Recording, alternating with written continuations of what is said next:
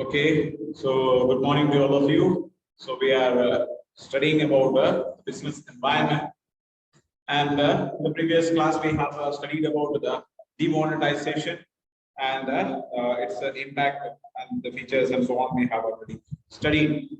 The next important topic that we have to study is about the economic reforms since 1991, or a new economic policy, or a changing scenario of Indian economic environment. So Indian economic environment faced a very important. Are you able to listen to me? Yes. Okay. So the Indian economy faced a very important change in the year 1991. Okay, and this change is generally known as economic reforms. So these all the people, those who are study about the business, has to some idea regarding the economic reforms, because in every business these kinds of things have a very great impact is there. Okay, so let us see what are these reforms. The process of economic reforms was started by the government of India in 1991 for taking the country out of economic difficulty and speeding up the development of the country. So there was a lot amount of problems that the economy was facing. So in order to avoid these problems, the Indian government has taken a step. So this step is known as the economic reforms, and this is to increase the speed of the development. So it needs high speed development. So for that purpose, these type of changes have been made. The center of economic reforms has been liberalization, privatization, and the globalization.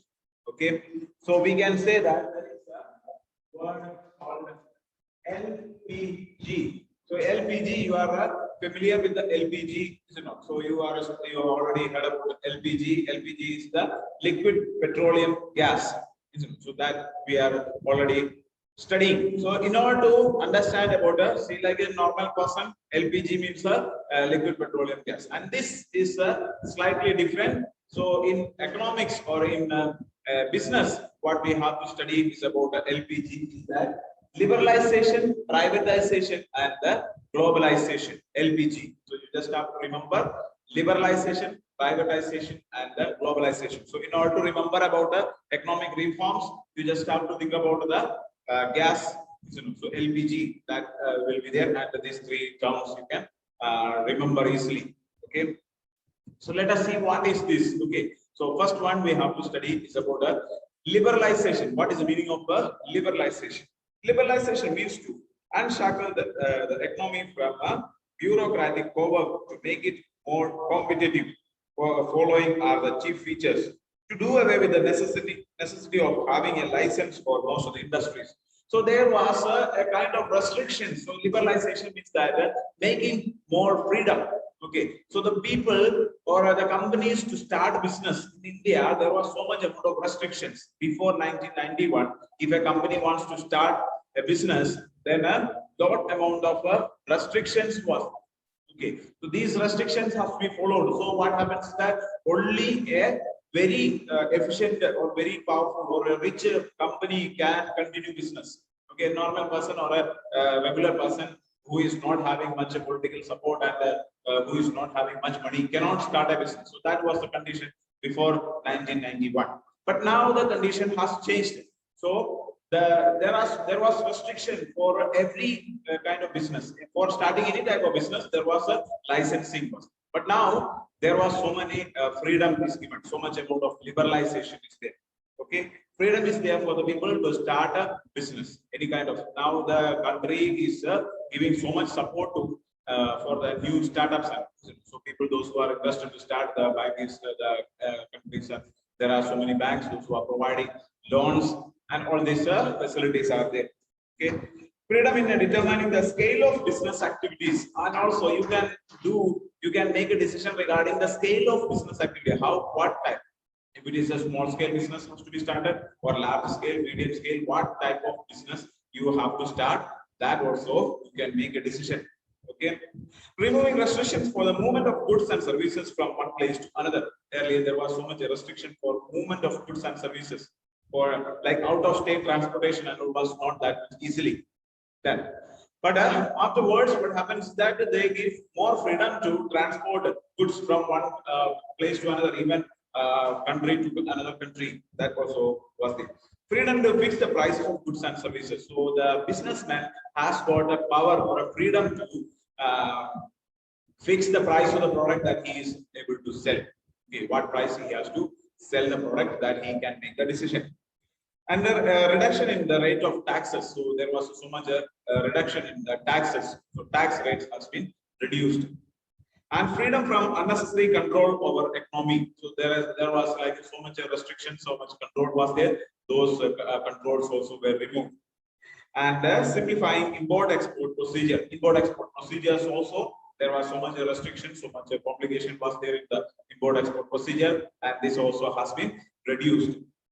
And simplifying the process of attracting foreign capital and the technology. So earlier there was restriction for a foreign company to invest money into our country or purchase machineries from other country. There was a restriction, and this restriction also is removed, so that we can invite people or companies from foreign countries to invest in our business, as well as we can purchase high quality machines and things from other countries. So these kinds of things are also made possible. So these are the liberalization. This liberalization means that more freedom is given. That is the thing that you have to understand. Making it more liberal. Business has become more liberal, more free. Or it is motivating the people, general public, to start business. So government has given more priority for the government, for the people to start business or run the business. So for starting as well as for running business, there are so much freedom must. That is the liberalization. Next, we have to study is about the privatization. In brief, privatization means such an economic process through which some public sector undertaking is brought either partially or completely under private ownership. So privatization, you can already understand by the meaning itself. There was so much amount of companies which are held by the government, or there was some type of businesses which was conducted only by the government. Means only government can do business in this area. So that was the restriction. So such kind of rules were there, and that restriction has been changed. Or there are some companies which are running in a loss, or the companies which are running in a not in a profitable manner. Such kind of businesses have been sold out to private companies. So given private companies have been given freedom to purchase the government companies, okay, or they can take up the shares. Like earlier, if the company is holding 51% of the shares, or even majority of the shares were held by the government, but those shares have been distributed to the private. Okay, so if a private companies or private people in public sector and the public people can purchase the share of the government company, so their restriction has been removed. So then more for private people will be purchasing. So that company, that's like if a company is owned by the government, means that 51% of the shares has to be held by the government, and then only this will become it will be under the control of government. And if more than 51% of the shares are held by private, it becomes a private company, government company. So the government companies are changed into private companies, okay, or some government companies which are controlled by the, see, like you can say, like now, see, so many airports have been sold to Adani groups or Reliance Industries, or these kinds of businesses are. More freedom is given to the private companies. Okay, so that is called as the privatization. Okay, broadly speaking, establishing a new enterprise in private sector instead of a public sector is also privatization. Not only this, depriving public sector of the job of production, which was earlier reserved for it, or transferring its production without depriving it to the private sector, also amount to privatization. Its chief features are given below. What are the different activities or different works done in the privatization? So reducing the role of public sector and increasing the role of private sector. So earlier, after the independence, we can say that the majority of the businesses were held by government. Most of the companies were held by government. Only government companies were there, because private individuals were not in a position to develop or start up very big companies. So that was the situation in the earlier. But after that, what happened is that government has given freedom for private companies. So the importance to the more importance is given to the private companies. Nowadays, you can consider that only 3 sectors are there in our country, which is not, which means that only government is handling. Okay, one is military or production of arms. Okay, so production and supply of arms, military regarding things are there. So in that, any privatization is not there. And the second one was railways. I'm telling was because now railway also is getting privatized. Okay, so some already one part of the railway has already privatized. Even BSNL is about to be sold out. Isn't it? So almost all the companies, and another one is about the production of like this what say nuclear weapons or nuclear reactors and so on. So these type of things are there, and these are now under the control of government. But there may be in the future, these earlier almost all the sectors were controlled by government.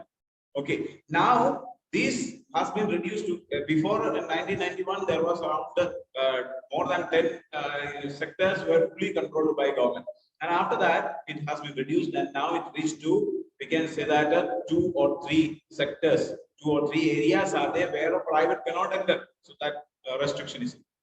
And in future, we can say that in that also the private sectors will be entering. Okay, see, like earlier, airports, all the airports were handled by or controlled by the government earlier. But now private companies are running airports. You know, now like flying of the like earlier only that Air India and such kind of flights. Okay, now private companies can run flights. They can start. So such kind of a freedom is given. So more freedom is given to the privatization. Reducing fiscal burden on the government. So like if a company is run by the government, so we studied about government company and we studied that the burden. So like if a company is running in loss, that burden has to be faced by the government.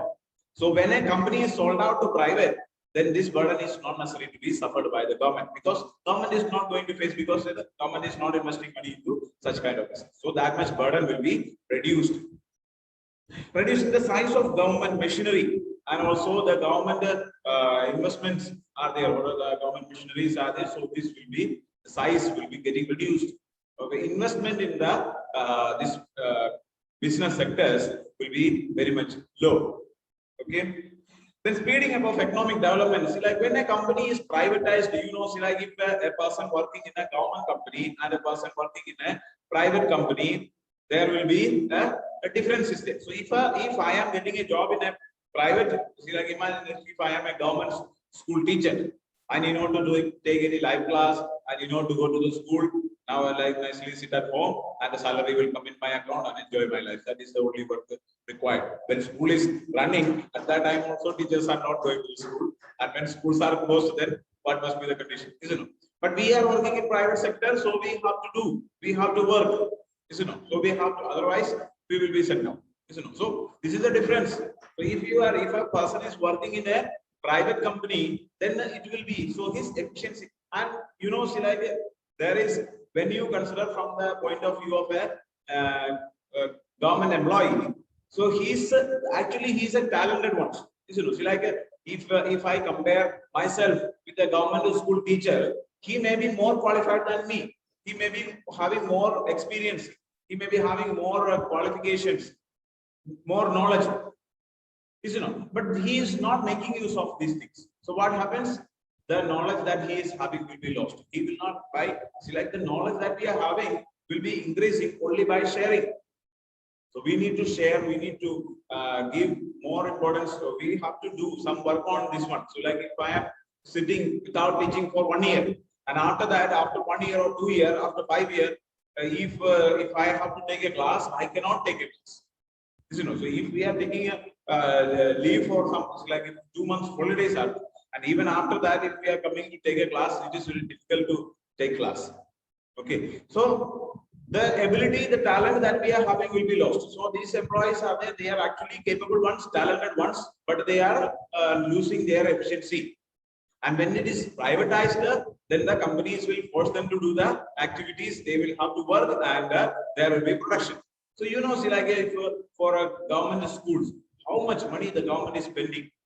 So in your locality itself, there will be, in your village itself, there will be at least one school. And you just calculate how much amount of money the government is spending for that school. Around 10 lakh rupees in a month is spending. So you can just calculate. And this 10 lakh rupees is spent, who is getting the benefit of? How many students are studying and how many are, and you can see, like, if the investment or if the money that is spent on the private sector, like many of the students are studying in the private schools, and they get the benefit. At least they are, see, like, even if the class is not there, but we are conducting online classes, or anyway you are getting some, at least some benefits that you can get. So these benefits will be there. So when the company is privatized, then the people will be getting benefit, production will be done more, and it will help in the development of the country also. Okay, speeding up of economic development, improving management of enterprises. So when a private management is there, and the next is about in case of the management.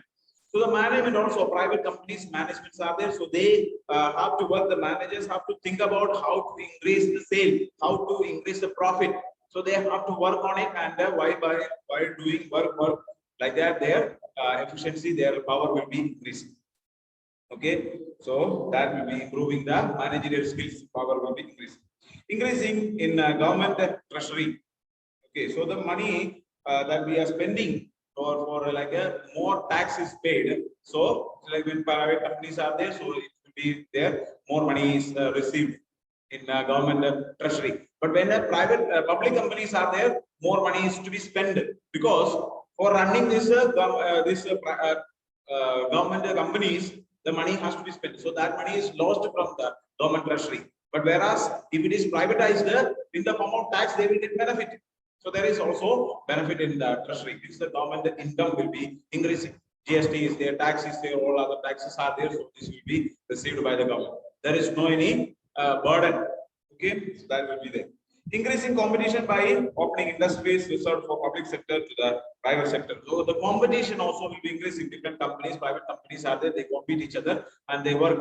If we are working in a government company, there is no any competition, because we know that like if we are working or not working, we will be getting salary, or employees will be getting salary, so they will work, they will not work. So we continue just as it is. But when they are in a private sector, they know that they have to work hard. If the other competitive company, if they are coming up, then we will lose our profit. And if the company is losing profit, then we will have to, or we will be getting less salary, or sometimes we may even lose the job. So people will be ready to work more and make face the competitions. Okay. The next topic that we have to study is about the globalization. Globalization means integrating the economy with the rest of the world.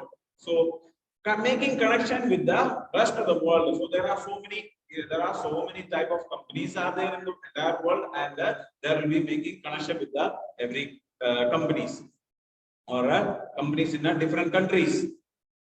So there are free flow of goods and services in all countries. So you can purchase the product from any country, or you can export the product to any country. More flow of goods and services will be there. Flow of capital in all the countries. So even if, like, Indian companies can invest in foreign countries, and foreign companies can invest in our country. Okay, so there is a free flow of capital also. People can purchase the shares. Even like Indian companies shares can be purchased by foreign companies, and foreign companies shares can be purchased by Indian. So then there will be free flow of capital, and free flow of information and technology in all the countries. So we can purchase the latest technologies. So if you want to purchase man, that's like the vaccine that we are producing. So the vaccine that we have produced is actually, this vaccine is developed by the this Oxford, and we purchase the technology. We taken up the technology from that company, and we start producing. So since we are having low labor cost is there in our country, and plenty of machines, equipments, and all are there, so we are able. The technology has been purchased, or we can say that like cars are there, or electronic equipments are there. In every type of things, we purchase technology from foreign companies, and we use it. Okay. So these are there, and movement of people in all the countries. So it is also freedom is there for the people. Like if Indians can go abroad and work in any country, we can travel anywhere. So there is no much restriction. regarding the travel. Only thing is that you need to get the proper visa and the passport and all these documents have to be made ready. Then you can go abroad and work there. And people from abroad, other countries also can come into our country and work. That is also possible. Okay. The same conflict solving technique in all the countries. So the same type of technique can be used in every countries. That is another benefit. So these are the benefit of globalization. So let us see like what are the objectives of these economic reforms. Following are the main objectives of economic reforms, like modernization of industrial system of the country. So the entire economic system will be changing. It will become like a modern. It will become a modern business. Or the economy, entire economy will change it to a modern one. Okay. Then encouraging private investment. So private people can invest more money into the business, and this will reduce the burden of the government. Okay. Attracting foreign investment. We also allow the foreigners to invest in our country, so we get more foreign investment. Okay, so that is another benefit. And eliminating unproductive controls. So there are so many controls where they are unproductive. It's that because of these controls, we are unable to do or we are unable to produce the products. Such type of restrictions. So these restrictions was removed. And connecting Indian economy with the world economy. So Indian economy can have a connection with the world economy. So through globalization, we will get connection with the other countries also. And controlling fiscal deficit. Fiscal deficit comes into play when the total expenditure of the country exceeds its total income. So we can create fiscal deficit, means that we get from other country, income from other country will be more than the expenditure. So then there will be fiscal deficit. Okay. Increasing foreign exchange reserves. So a foreign exchange reserve also can be maintained by like when we make a more foreign investment, our foreign investment reserve also will be increased. And controlling unprofitable industrial units in the public sector. So earlier there was so many business units which were running in loss. So those can be removed. Okay, so that is another benefit of it. The next one we have to study is about the major steps of economic reforms. What are the different steps? For the attainment of the above mentioned objectives, the government of India has taken the following major steps. There are few steps that the country has taken. So the first step is that new industrial policy. Under industrial policy, keeping in view of the priorities of the country and its economic development, the roles of the public and the private sectors are clearly decided. Under the new industrial policy, the industries have been freed to a large extent from the licenses and other controls. In order to encourage modernization, stress has been laid upon the use of latest technology. A great reduction has been effected in the role of the public sector efforts. Public sector efforts have been made to encourage the foreign investment. The new industrial policy has been made. So the industrial policy, the government has a industrial policies there, how to handle the industries, how to deal with the industries. Regarding that, there is a particular policy, and this policy has been changed, or a new industrial policy has been brought, and in that more importance is given to the private sector. Okay. And new trade policy. The trade policy also has been changed. The trade policy means that the policy through which the foreign trade is controlled and regulated. As a result of liberalization, trade policy has undergone tremendous changes. Especially the foreign trade has been freed from unnecessary controls. So earlier there was so much amount of restriction in the foreign trade. So the new trade policy has been made, in that all the unnecessary controls have been removed. Okay, so if a foreign investment has to be made, or a foreign trade has to be made, like if import, export, and all these things are there, only there are only limited formalities are there. But earlier there was so much restrictions. All these restrictions have been removed, and the new policy is made. And fiscal reforms. Policy of the government connected with the income and expenditure is called the fiscal policy. The greatest problem confronting the Indian government is the excessive fiscal deficit. So the fiscal policy, fiscal reforms are there. There are changes in the fiscal policy of the government. So the concern with the income and the expenditure of the is called the fiscal policy. Okay. So earlier there was a fiscal deficit was there. Means that we are in loss. 3.5% of the this money. See, like how much amount of income is there, In more than that, expenditure is there. Okay, so that is a policy or the problem. That fiscal policy or fiscal deficit. Deficit means that sufficient amount of money is not there. So we have to take loan from the other countries or things like that has to be there. So it will create a big burden to the government. Fiscal deficit. A fiscal deficit means that the country is spending more than its income. Fiscal deficit. There are two terms in that. So fiscal deficit means that the country is spending more than its income. Okay, so how much money is income is there, more than that expenditure is there. So the fiscal deficit will be increasing. That is a very big problem that the country is facing. And gross domestic product, the GDP is the sum total of the financial value of all the produced goods and services during any year. So GDP, you are already familiar. It is the total product that we are producing throughout the country. Okay. Then next we have to study is about the monetary reforms.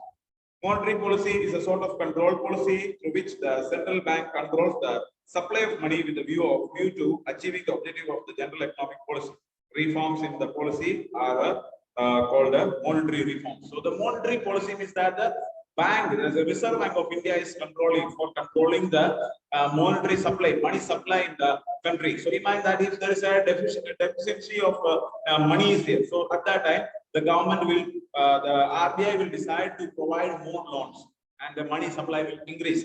And if when money supply increases, the government will increase the interest rates so that they will reduce the amount of loans. People will not take much loan, and in such a way the money supply will reduce. So controlling of the money supply. So this is a monetary policy of the government. And this monetary policy, when there is a change in the monetary policy, it is known as the monetary reforms. Okay. And there is also a capital market reforms. Okay. So the market in which securities are sold and what is known as the capital market, the reforms connected with it is known as the capital market reforms. This market is a pivot of economy of the country. So we can say that a capital market is there. Okay, so it is controlled by SEBI. So SEBI is controlling the capital market. So it will decide that how much shares have to be sold, or who can purchase the shares, and what are the restrictions are there. All these type of decisions are made by the SEBI. Okay. So this is controlled, or there will be changes in the capital market. So earlier there was restriction for investing. See, like if a private company, if they want to start, it was not possible for them to invest money in the primary market. But afterwards, after the economic reforms, the freedom is given for the companies. Like if a startup company is there, so if it has got a power, then it can invest, it can attract the public investment. So that the primary market itself, they can sell the shares and collect a huge amount of capital, and they can run the business. So this type of changes are given. The government has taken the following steps to the development in this market. In order to control the capital market, the Securities and Exchange Board of India has been established. So they made an establishment, or in order to control the securities transaction, the SEBI has been set up, Securities and Exchange Board of India. So under this one, all the restrictions are made, or all the rules and regulations, all the decisions are made by the SEBI. So SEBI will be deciding which company is making the transactions, or how the transactions will be there. All these type of things are made by SEBI. The restriction in respect of interest on debentures has been lifted. Now it is decided on the basis of the demand and supply. Earlier there was a restriction on the interest on debentures, like fixed interest was provided.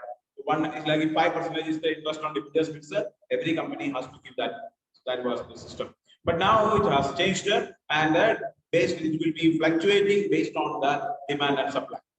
Okay, and private sector has been permitted to establish the mutual funds. So earlier, mutual fund was controlled only by the government, and now even the private companies can handle the mutual funds. Okay, so now almost all the banks are having mutual fund facility and all is there. So mutual fund means that if money is collected from the people and they invest in the shares, and they make money, they make profit out of that, and a share of the profit will be given to the people, those who are investing the money. So that kind of system is known as the mutual fund. Okay. Then next one, dismantling price control. Earlier there was a lot amount of restrictions regarding setting up of the price. The government has taken steps to remove price control in case of many products. Like price control means that the companies will sell goods at the prices determined by the government. So earlier there was restriction to the most of the product was the price of the product was determined by the government, and this restriction has been removed. So because of that, then the companies will get freedom to set the price on what price the product has to be sold. Or you can also say that the price of petrol, diesel, all these type of things are there. So those also was controlled by the government earlier. So the government was deciding that this price. But now it is controlled by the companies, private companies. There are some restrictions by the government, but private companies, the companies, especially like Reliance, like companies are there, they are distributing the majority of the petroleum products in India. So they decide that what price the this one has to be sold, and the government has given freedom to them to, depending on the demand and supply, this price can be determined. Okay, so these are there, and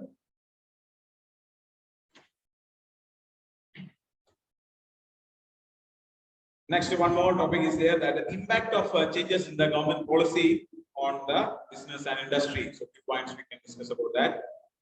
So some important points of the respect of the what impact is there. So there are so many changes that has been taken place, economic reforms has been made, and in that the what impact is made on the Indian economy or Indian business.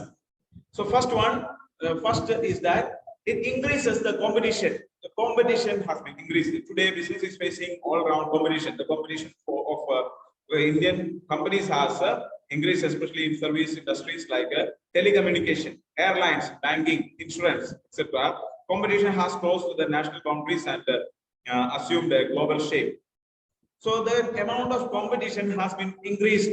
So like in telecommunication, earlier only BSNL was there as for supporting telecommunication networks. But afterwards, like Airtel or Vodafone, all these type of companies, Idea or Uninor or Tata Docomo, there are so many companies came in, and now BSNL almost over. So now BSNL is going to be sold out, and so there are some private companies come up, and they started giving better services. Earlier, you know, see, like when I was a student, when I was very small, for one call, 1 minute call, around the 3 rupees has to be paid for 1 minute. And not only 1 minute, see, it depends on the price. And if you are using, see, like monthly rental has to be paid, only that land phone was there, and the bill in a month was very much high. So if you want to make an ISD call and all, if you want to, STD call and all, it was costing around 7 rupees. Okay, so per minute, and per minute means that if you speak only 1 second, then also it is considered as 1 minute. Second billing system and all was not there. So minimum this much rupees was there. So billing system, and that was also like only prepaid, postpaid policies were there. So in the postpaid policy, the monthly rental is there. Even if you are not making even a single call, you have to pay some money. So that was the system earlier. But now this has entirely changed. Now there are private companies are coming. Like this Tata Docomo, when they came, they started the second billing system. So if you speak only 1 second, only for 1 second you have to pay. Earlier this was not the system. 1 second also is considered as 1 minute. 1 second to 59 seconds is considered as a 1 minute, and you have to pay money for 1 minute. And if you speak more than 61 seconds, then it will consider as 2 minutes. So 2 minutes money you have to pay. But now this is changed. Now second billing is there. If you spoke only for 61 seconds, only 61 seconds money you need to pay. And now you see you see like in 250 rupees in 1 month of call. Now you can say that a full call is free. Only data charges are. So according to the data, you purchase for data, and the call is given free, message is given free, everything is free. That is the system now. Only data is you need to recharge.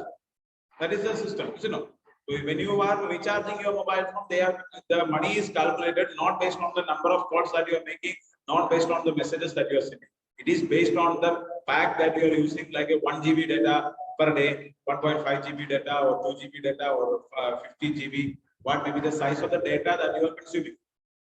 And that also has become so much cheaper. Now, like in 250 rupees, you will get 1 month for 1 GB or 1.5 GB.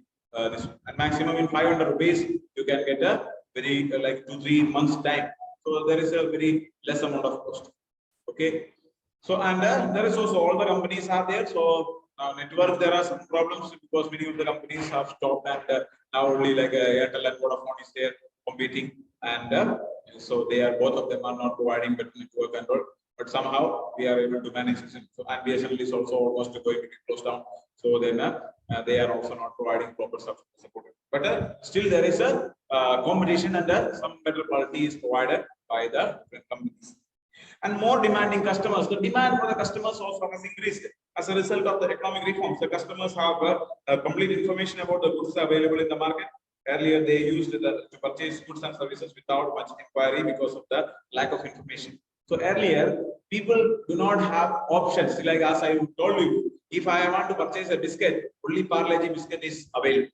Okay, so I have to go and purchase, eat Parle-G biscuit or don't eat biscuit. That is only two options. Either you eat Parle-G biscuit or don't eat biscuit. Only two options were available for us when we were small, isn't it? So, but now it is not there. If you go to a bakery, you will find that you will be surprised to choose which one, isn't it? So there are at least some 10 companies biscuits are there. Different shapes of biscuit, different colors are there, different whatever is there inside. There are like 2 layers are there. In that cream is there. 2 layer creams are there. One is vanilla flavor, one is orange flavor. Chocolate flavor, different, so many options available, isn't it? Now a person is going to purchase a biscuit, you will be confused. At least 10 minutes time you have to think about which biscuit to choose, isn't it? So earlier there was, in our time it was not there. You have to go ask to the shopkeeper, give his biscuit. Then he will give only Parle-G biscuit. That is only available. There are no any other brands. Option was not there, isn't it? You have to eat or not to eat, that is a only decision. Now, but plenty of things are there. Even in black color, biscuit is coming. Red color or blue color or whatever may be the color possible, that will be there. And also like regarding mobile phone. In our time, only Nokia phone was there. Only one company, one option. Okay, you want to purchase phone, then purchase Nokia. Other than that, no option. And network is only BSNL, no other connection. Okay, this was the condition. Now it is not there. If you go to purchase a mobile phone, you can also, again, you will be confused. Plenty of companies are there, and every day I think new companies are coming up. Every day you can see new name of a company and new product, new brand is launching, new products are coming. And in that, like 1 camera, 2 camera, 3 camera, 5 camera. Afterwards, it will become like behind the phone fully camera only, isn't it? Now it is coming like a 4 or 5 cameras. So many features, so many things are coming up in the business like it. Okay, and rapidly changing technological environment. The technology is also changing. So like so much amount of changes are there. More new technologies are coming. That is another important aspect. Necessity for change. We need to change ourselves. So companies are there that we have to make so many changes according to the requirement. The companies also, the business also has to make so many changes. And need for developing human resource. Our human resources also has to be changed. We need to make more changes in the human resources. So people have to become more qualified in order to compete the business. And market orientation. Earlier, company orientation was there. Is that whatever they like, they will produce, and people have to purchase the product. That was the option. But now, customer is the king. Market orientation is there. Means people or the companies are making the product according to the requirement of the people. Okay, so that is the new one. And also budgetary support to the public sector. So it's like when there is a private sectors are there, public sector companies are there. So budget is made by the government. So government has to make budget for, or the government has to find out the money for running the business. So this budgetary support is not necessary when private companies are coming up. Because for private company, government is not necessary to provide any money support. So then there is no any kind of issues. Okay, so that is about the impact of the changes. Okay, so we will have a class after the class at 1 o'clock. I will be taking another class, maybe for around 30 minutes time. 1 to 1:30, there will be an additional class. So tomorrow most probably there will not be a class. So that is why we will be having an additional class, and after that we will be continuing the revision. So this chapter also has to be studied for the this one. Okay, so we will meet you at 1 o'clock.